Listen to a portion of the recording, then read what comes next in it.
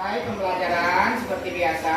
Nah, silakan ketua kelas kita untuk menyiapkan dan berdoa secara bersama-sama. Silakan. Siap, gerak. Hormat, gerak. Tegak, gerak.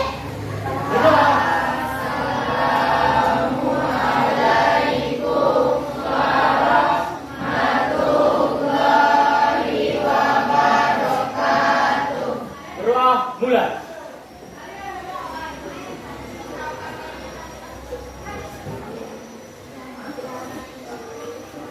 Sekarang Bapak ambil absensi atau presensi kita pada jam sekarang.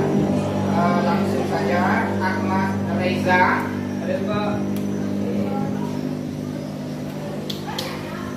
Alvara Anggina, Alia Aziza, Zikrul Huda. Oke, berarti kehadiran kita lanjutkan pada jam 8 ini. Alhamdulillah masih bersemangat untuk mengajar pembelajaran kita. Sebelum kita lebih lanjut untuk pembelajaran pada saat sekarang ini dengan Bapak, tujuan kita di baik kelompok sudah Bapak gambarkan juga sebelumnya, bahwasanya kita akan melaksanakan bimbingan, yaitu bimbingan klasikal. Di dalamnya ada berupa layanan informasi.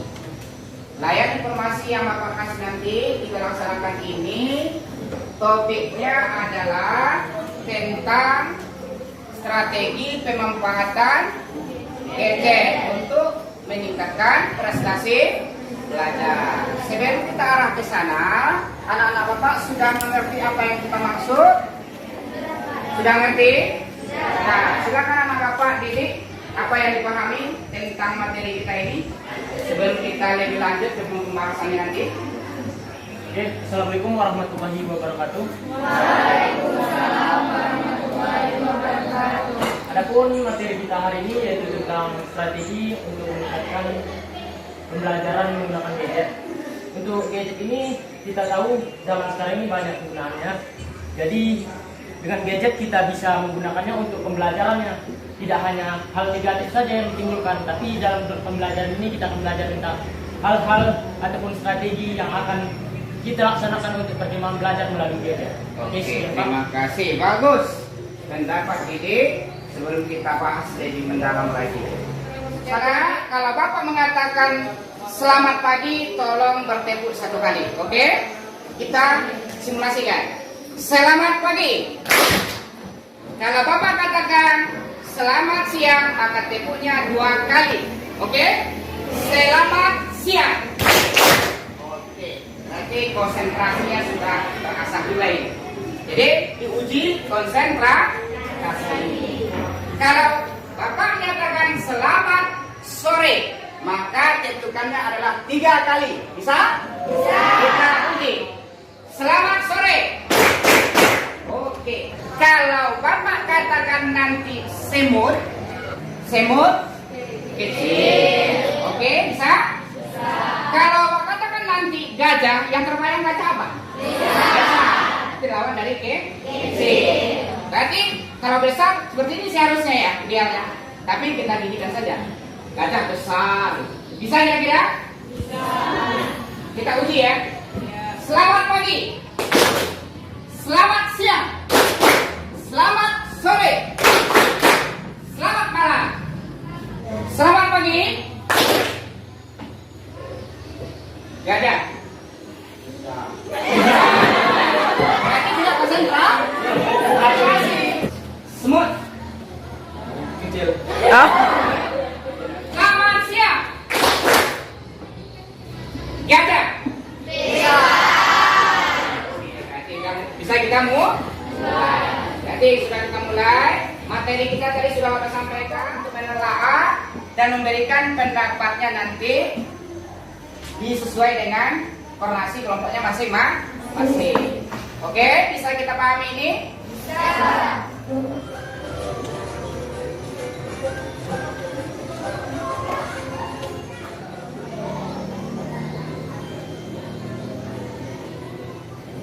Sudah nampak semuanya? Jelas tadi? Jelas. pembahasan ini tentu ada kesimpulan dari kelompoknya masing-masing tentang pembahasan yang kita tampilkan ini. Kemarin sudah Bapak sampaikan juga kan? Oke, jadi sekarang silakan mendiskusikan kelompoknya masing-masing tentang topik kita ini. Bapak kasih waktu lebih kurang 1 menit. Kalau perlu pakai kertas, ada notulennya silakan.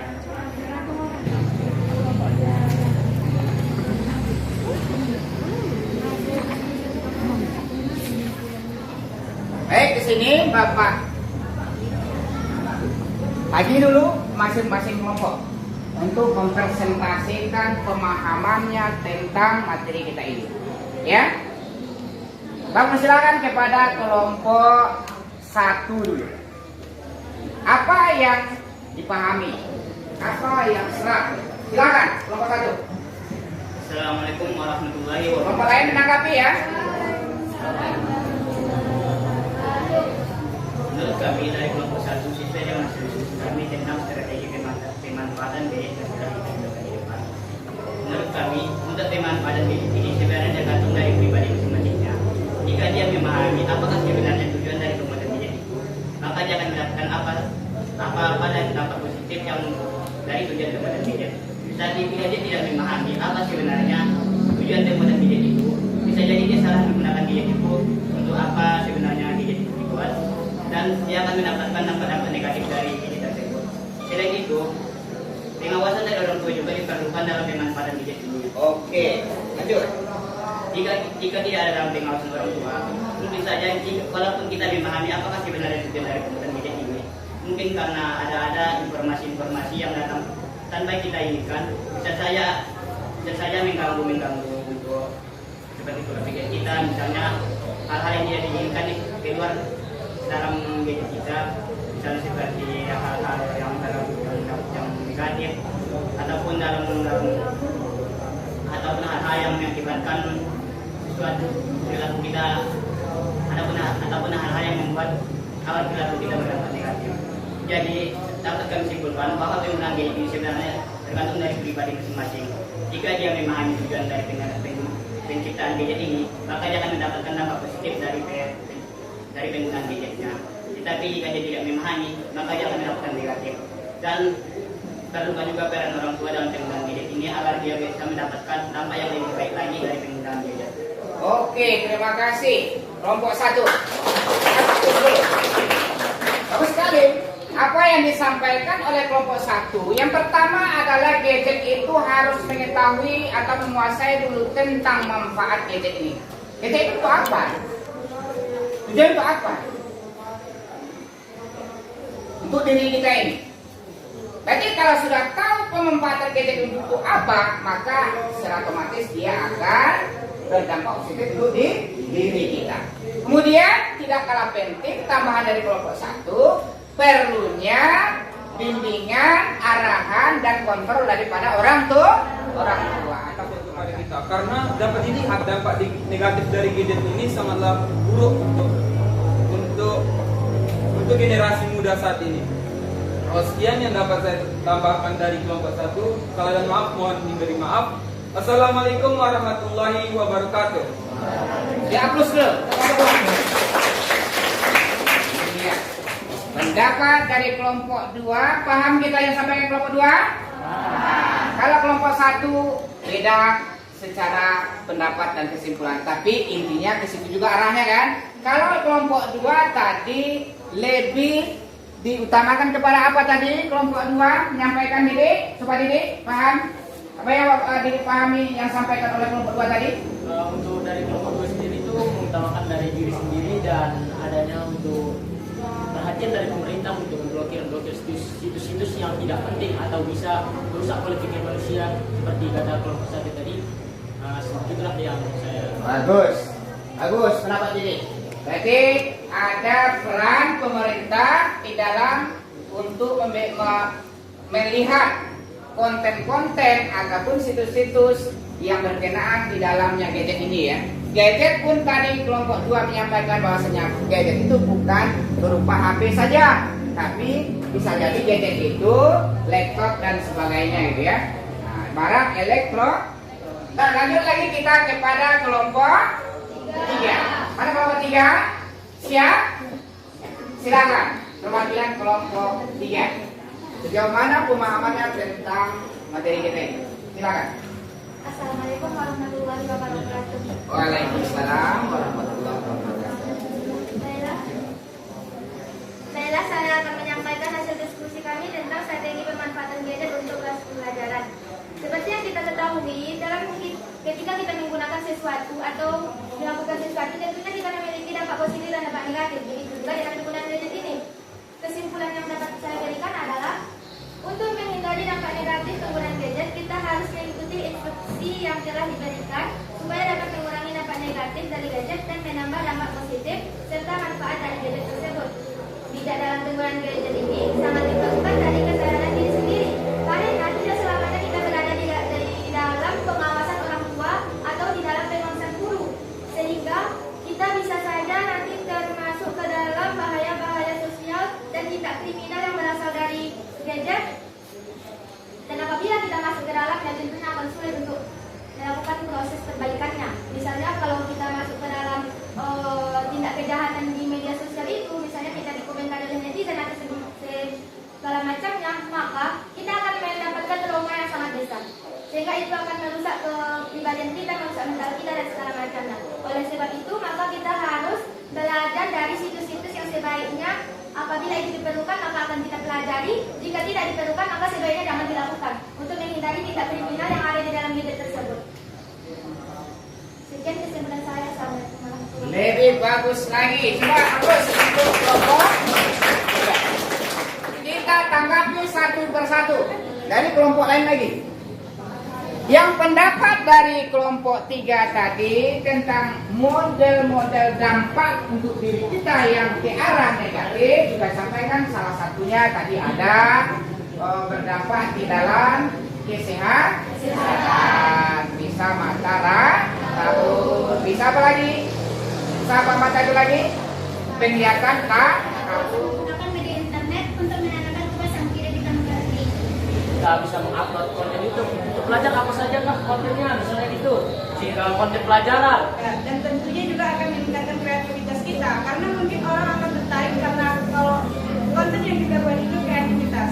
Terima kasih. Assalamualaikum. Dari sekian banyaknya pendapat-pendapat masing-masing kelompok ini, sudah paham nggak masing-masing pribadi anak bapak itu terhadap diri kita masing-masing? Paham kira-kira? Berarti kalau paham, tentu ada kesimpulan kita masing-masing, bukan kesimpulan kelompok aja lagi. Berarti kalau sudah paham di dalam diri kita masing-masing, sudah ada kesimpulan masing-masing di diri kita, tentu apa lagi? Tindak lanjutnya dalam diri kita itu pasti ada. Nah, apa kira-kira tindak lanjut kita ini, masing-masing kita ini? Kan udah tahu ini, udah ada kesimpulan dari kita. Itu untuk kedepannya apa lagi? Tindak lanjut kita lagi. Apa tindak lanjutnya? Berarti actionnya lagi kan? Itu. Nah, kira-kira yang action ini lagi yang dipikirkan masing-masing pribadi. Iya kan? Nah, ada lagi tambahnya Rocky? Mengurangi bermain game yang terlalu lama. Iya, mengurangi durasi bermain game yang terlalu lama. Ada tambah lagi? Cuma itu? Iya, bagus. Silakan anak bapak lagi. M. Andrian Maulana. Nah, bagikan izin dulu Arim atau bapak? Masing-masingnya ya. Bisa ya. Bagi yang nggak ngerti, silakan dipertanyakan lagi.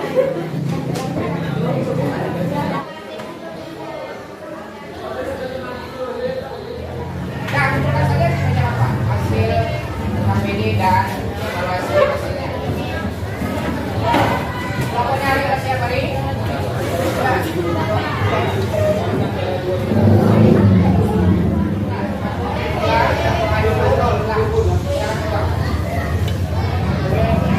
Kita ulang kata kedua, bulan. Siap, go. 3, go.